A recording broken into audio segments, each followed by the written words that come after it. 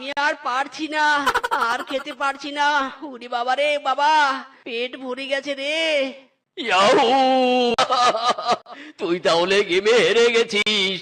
এবার তোর বাড়িতে রান্নার আয়োজন করে খাওয়াতে হবে।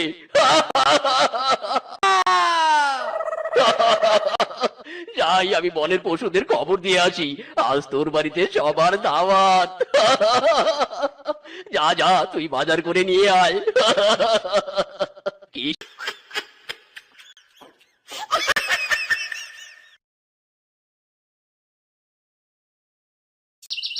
এ বাবা, আমি ধ্বংস হয়ে গেলাম গো, ধ্বংস হয়ে গেলাম। গেম খেলতে গিয়ে ধরা খেয়ে গেলাম রে। যেখানে এক পয়সা আমি খরচা করি না, সেখানে পুরো বনের পশুদের খাবার রান্না হচ্ছে আমার বাড়িতে। হাই হাই রে, তাও আবার আমার পয়সায়।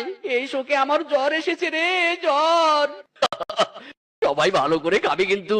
কি শেফা, তোর স্বামীকে জব্দ করার কেমন বুদ্ধি করেছি।